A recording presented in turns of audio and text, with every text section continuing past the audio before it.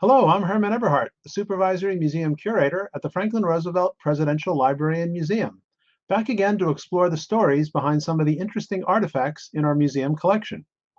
Today is Veterans Day, a day when we honor the men and women who have served in our nation's military. And to mark the occasion, today's program will spotlight objects in our museum collection that have a connection to people who served in America's armed forces. As president, Franklin Roosevelt was commander-in-chief of America's military, and many service members sent him and First Lady Eleanor Roosevelt handmade gifts as tokens of their respect or affection. Today we'll be taking a look at an interesting selection of these very personal gifts. We'll start things off here in my office, but later I'll take you to a special room here at the FDR Library that visitors never get to see, the museum's processing room. That room is a workspace used by the museum staff when we examine and work with artifacts. During our visit there, I'll be able to give you a close-up look at some of these gifts. Now, many of the gifts FDR received from soldiers or sailors were presented to him during World War II, when America's military expanded dramatically. But we also have some beautiful items in the museum collection that date from the pre-war years. These two paintings are prime examples. They were created by John D. Wyszynski, who served in the U.S. Coast Guard and worked as chief printer in the Coast Guard's recruiting service. His two oil paintings depict the USS Potomac, which acted as the presidential yacht from 1936 until 1945. The Potomac was originally a Coast Guard patrol ship before it was converted into the presidential yacht, and that likely explains Wyszynski's interest in depicting it. In the painting on the left, the Potomac is pictured on the open sea. In the one on the right, it's plying the waters of the Hudson River near West Point. Wyszynski's paintings of the Potomac were presented to President Roosevelt in November 1937, and as you can see in this photo, his depiction of the ship was quite accurate. FDR was delighted with the paintings and thanked the artist in a personal note. They were sure to please the president because he enjoyed many restful days aboard the ship, fishing and entertaining as it cruised the Potomac River, the Chesapeake Bay, and other locations. Some members of America's military gave President Roosevelt portraits of him as gifts. These two examples were sent to FDR during World War II. The pencil sketch on the left was created by Charles Leidig, a pharmacist mate in the Navy's Medical Corps. Leidig's wife sent the sketch to the president in September 1943. The sketch on the right was the work of Army Private John William Jackson, who was assigned to the Army's Anti-Aircraft Artillery Command at Fort Totten, New York. His portrait of FDR was featured on the cover of the January 25, 1943 issue of America's Alertmen, a magazine published by the Anti-Aircraft Artillery Command. The portrait was subsequently presented to the president as a birthday gift. The next two veteran artworks I'm going to show you relate to the June 6, 1944 D-Day invasion of Normandy, France. One of the most daring operations on D-Day was the American assault on a German coastal battery located atop Pointe du Hoc, a promontory with a 100-foot cliff that overlooked the two American landing beaches, Omaha Beach and Utah Beach. On June 6th, U.S. Army Rangers scaled that cliff and attacked and captured the battery. Navy Lieutenant Frederick White was at Pointe du Hoc shortly after the Rangers' assault, and while he was there, he made preliminary sketches for two oil paintings that he later completed while aboard a Navy ship in the English Channel. This painting by Lieutenant White depicts the view from the German command post at Pointe du Hoc. Through the narrow slit of this reinforced concrete strongpoint, the observer looks out towards the English Channel on June 6, 1944. In the distance, we see the U.S. battleship Texas, which is shelling the battery, while the destroyer Harding is moving inshore to bombard from a closer range. Lieutenant White's second painting portrays an American Ranger lying on the edge of the cliff on which the German battery was located. This soldier had successfully scaled the cliff, but was killed as he approached the command post. In August 1944, Lieutenant White sent his two paintings to Navy Lieutenant George Elsey, who worked in the White House. White asked Lieutenant Elsey to forward them to President Roosevelt as a token of his admiration and esteem for the president's war leadership. Elsie was able to present the two paintings to FDR in September 1944, and he later recalled that, quote, "The president accepted the paintings and heard with great interest how Lieutenant White had made some preliminary sketches for them while the beachhead was still under fire, and had completed them aboard the ship in the English Channel. The president directed that the paintings be sent to his library at Hyde Park." Here is another oil painting from our museum collection. It depicts two soldiers mourning a lost comrade. This painting was created by Sgt David Lax, a combat artist assigned to the European theater during World War II, who was awarded the Bronze Star during his service there. Lax's striking painting was selected as the cover art for the May 18, 1945 issue of Yank magazine, a weekly magazine published by America's military during the war. The lead story in that May 18th issue of Yank was the end of the war in Europe. After the war, Sergeant Lax returned to civilian life and pursued a career as an artist and art educator. He eventually became chair of the art department at Dutchess Community College, a college located just a few miles from the Roosevelt estate here in Hyde Park. In 1963, Lax's painting was donated to the Roosevelt Library. Along with paintings and drawings, FDR also received handcrafted items from servicemen that they had fashioned from war-related scrap material. One of the most interesting is this brass ashtray, topped with a model of a Lockheed P-38 aircraft. This ashtray was constructed by Marine Sergeant Anthony Makovsky, an engineer serving in the South Pacific. He created the ashtray using cast-off American and Japanese shell casings. Sergeant Makovsky produced the ashtray in his portable machine shop, intending it to be a birthday gift for President Roosevelt. He inscribed its base with the words, "Birthday greeting to the President from Sergeant Anthony Makovsky, 17th Marines, Engineer, January 30th, 1944. Now you might be wondering how a Marine sergeant serving in the distant Pacific was able to get this birthday gift delivered to the President of the United States. Well, in December 1943, Makovsky's unit was visited by a Hollywood movie star, Gary Cooper. Cooper was traveling through the South Pacific on a USO tour, and Makovsky took the opportunity to approach Cooper and ask him if he could deliver this ashtray to the president. Cooper agreed, and after returning to the US in January 1944, he arranged to have the ashtray shipped to the White House in time for FDR's birthday on January 30th. Here's another example of a handmade gift to the president made from scrap material. While this gift was not created by an American serviceman, I've included it in this program because of the interesting story connected to it. This is a plastic model of a British Spitfire airplane. It was created by Stefan Gaszemski, a Polish pilot who served in Britain's Royal Air Force during World War II. Gaszemski was a Spitfire pilot himself, and he crafted this model using plastic salvaged from a German warplane that he had shot down. Airman Gaszemski then mailed his model to FDR as a gift in June 1942.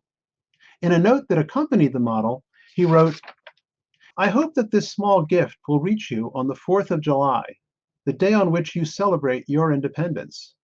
I am a Polish airman, at present in Great Britain, away from my home and my loved ones. But I share the common feeling that in the near future, Europe once more will pursue the path of peace, and we will celebrate too the day of our independence." Here's another example of a handmade item made as a gift for the president. This is a leather portfolio produced by Navy Seaman Robert Benjamin Hotz, a member of a Navy construction battalion based in Port Hueneme, California.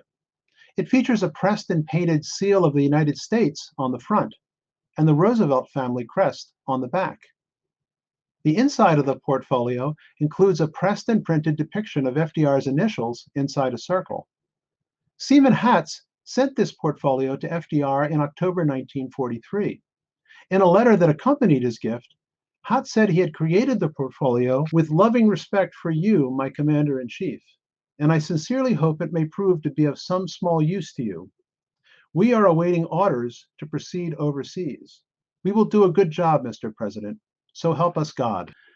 In April 1943, President Roosevelt embarked on a 2-week inspection trip of military bases and defense factories around the nation.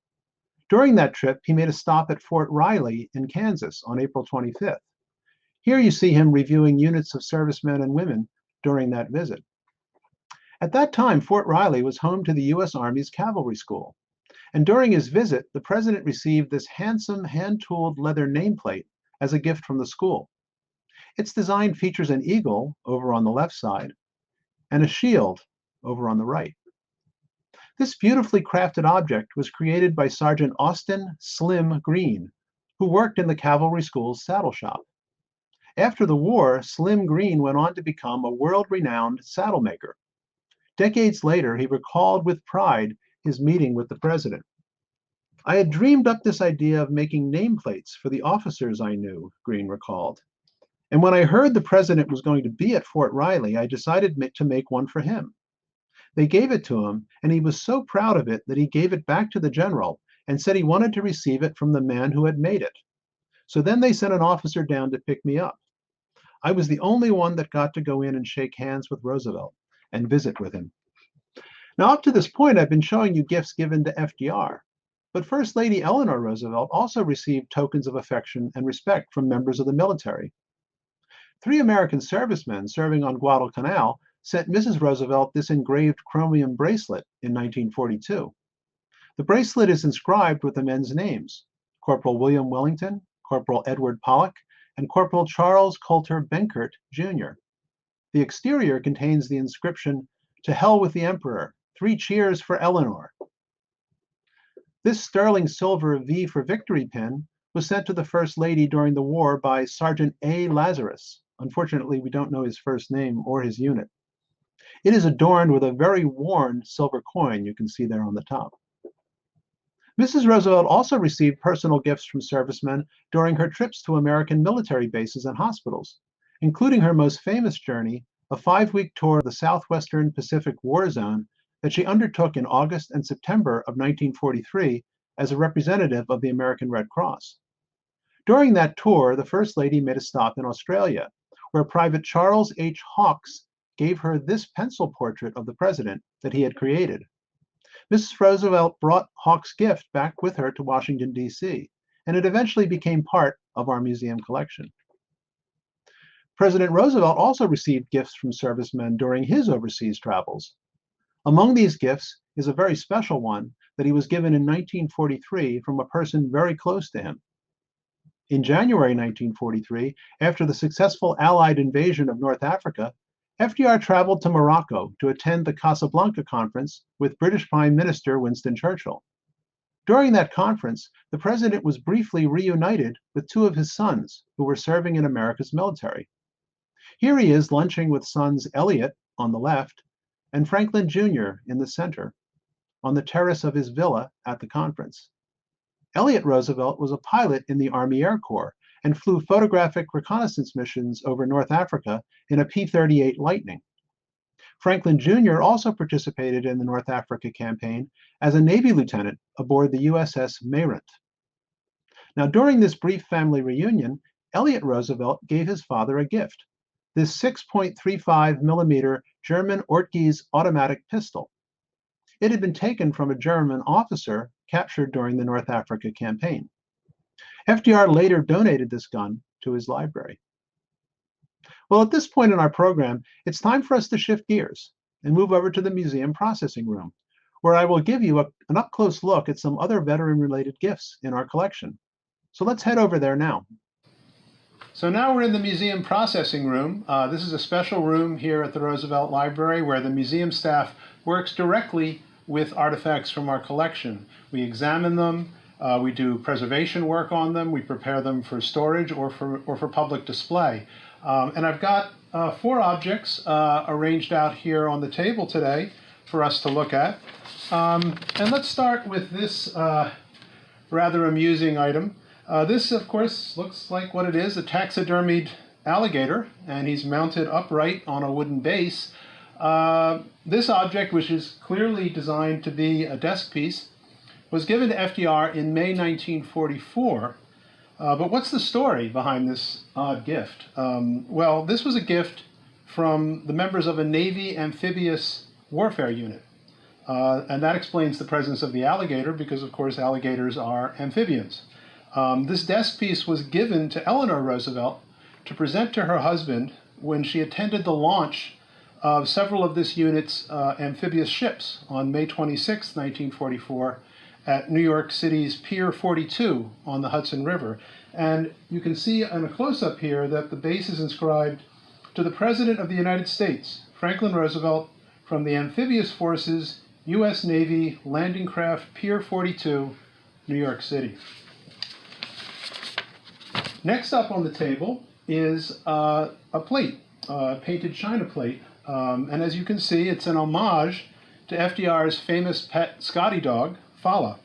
Now, Fala was well known to the American public, and many people, including civilians and members of the military, sent the president gifts featuring images of his popular terrier. This particular painted plate was created by Lieutenant Arthur J. Mandy, a physician who was serving in the U.S. Army. Mandy actually won first prize with this plate at something called the American Physicians Art Association exhibit, which was held in Chicago in May 1944. And after winning that contest in June 1944, Mandy arranged to have his plate sent to the White House as a gift to President Roosevelt. The next object I've got out on the table has a connection to FDR's last birthday, his 63rd birthday, which he celebrated on January 30th, 1945. He was en route at that time to the Yalta Conference with British Prime Minister Winston Churchill and Soviet leader Joseph Stalin. And the president's birthday actually occurred while he was traveling across the Atlantic Ocean aboard the USS Quincy, an American warship. And to mark the occasion, the ship's crew got together and presented him with this handsome brass ashtray. And as you can see, it's engraved on one side, President Franklin Roosevelt on his birthday, 30th January 1945, aboard USS Quincy. And on the back side, it's engraved from the USS Quincy, Captain E.M. Sen, U.S. Navy, a souvenir of her first engagement, Invasion of Normandy, 6 June 1944. Now, why do you think the crew, what did they mean by noting that this was a souvenir, as they called it, of the June 6, 1944 D-Day invasion of Normandy? Well, the answer to that is that this ashtray was actually fashioned from the casing of a 5-inch naval shell that was fired by the Quincy during the naval bombardment of the Normandy coast on D-Day in Normandy, June 6th. So that's the connection there. Now, machinist mate First Class Edward F. Locogolus created this ashtray, and he presented it to the president on behalf of his shipmates on FDR's birthday. And FDR later brought it back to Washington after his Yalta trip and placed it in his private study in the White House residence. And after his death, actually in 1945, April of 1945, this was one of the few personal items connected to the president that Eleanor Roosevelt kept. And she, in fact, kept it for the rest of her life, and it was in her Valkill cottage here in Hyde Park at the time of her death in 1962. And that brings us to the last item I brought out for this program. You see it at the far end of the table. Now, this item isn't a gift from a veteran to President Roosevelt or First Lady Eleanor Roosevelt, but I think it's an appropriate object to conclude this Veterans Day program on, and I'll tell you why. This is a World War II service flag. Flags like this one were displayed in American homes during the war, and a blue star on these flags indicated a family member who was serving in the military. A gold star would signify a family member who had died while in the service. Now, this particular service flag was displayed at the FDR Library during the war to honor staff members who had left the library to enlist in the military. And you'll notice that among the stars on this flag, there are 2 gold stars. One of those stars was for Augustus J. Seco, a young library employee who enlisted in the military after Pearl Harbor and died in an airplane crash in 1943 at age 22.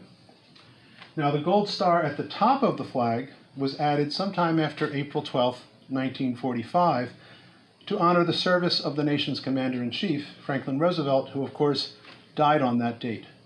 And I think this simple object really speaks volumes about the dedication of the millions of Americans who've defended our nation, not only during World War II, but throughout our history. So I hope you've enjoyed this special program on museum items associated with military veterans. I'll be back again soon to talk about stories about other interesting artifacts from the museum collection. And if you want to learn more about the items featured in this program or other gifts given to President Roosevelt or First Lady Eleanor Roosevelt, I encourage you to take our virtual tour and explore our digital artifact collection. Both of those are available on our website. I'll see you next time.